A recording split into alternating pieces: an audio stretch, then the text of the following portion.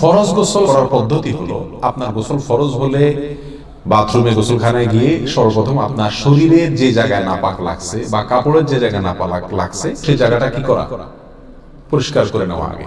যদি আপনার জায়গাটা চিহ্নিত থাকে যে এই জায়গাটা নাপাক লাগছে, ওই জায়গাটা ধুয়ে ফেলা। এরপরে নামাজের জন্য যেভাবে আমি ওযু করছি সেভাবে ওযু করা। এরপরে ওযু করা, হাত ধোয়া, হাতের কবজি ধোয়া, এরপরে কুলি করা, নাকে পানি দেওয়া, মুখ ধোয়া, হাতের কোণে পর্যন্ত ধোয়া, মাথা মাসাজ করা, এরকম ওযু করা।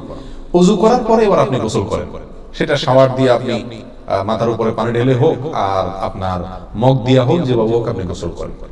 গোসল করা শেষ হয়ে গেলে, গোসল করে যখন বের হয়ে যাবেন, তখন যাওয়ার আগ দিয়া ওই যে পাও দেওয়া বাকি আছে ওযু, যাওয়ার আগ দিয়া পায়ের ওখানে পানি ঢেলে টাকনো পর্যন্ত পা ধুয়ে ফেলবেন, বাস গোসল হয়ে গেল।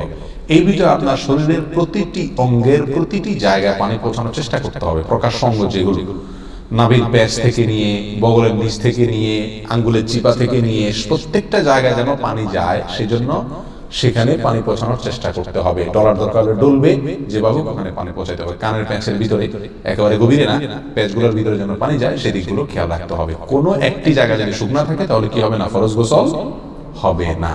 অতএব পরিপূর্ণ শরীর যাতে ধোয়া হয় সেদিকটা খেয়াল রাখতে হবে। নেল পালিশ ইত্যাদি বা কোনো রং টং ইত্যাদির কারণে যদি কোনো আবরণ থাকে শরীরের উপরে, তাহলে সেগুলো সরা নিতে হবে, তা নাহলে কি হবে না, ফরজ গোসল আদায় হবে না। কথা, প্রথমে শরীর এবং কাপড় থেকে নাপাকগুলো ধুয়ে নেব, এরপরে ওযু করব পূর্ণাঙ্গভাবে, পাও ধোয়া বাদে, এরপরে গোসল করব। আর বের হওয়ার সময় দোনো পাও টাকনো পর্যন্ত ধুয়ে তারপর বের হয়ে যাবে। এই গোসলের সাথে আমার ওযু হয়ে গেল। এই গোসলের পরে আর কি করার দরকার নাই, ওযু করার দরকার নাই। অনেকেই গোসল পরে ওযু করেন, এটা কোনো প্রয়োজন নাই।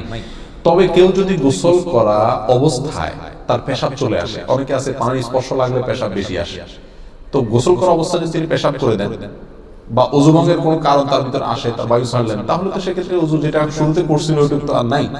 তাহলে তাকে আবার কি করতে হবে, নতুন করে গোসলের পরে ওযু করতে হবে। এই হলো মোটামুটি ফরজ গোসলের পদ্ধতি।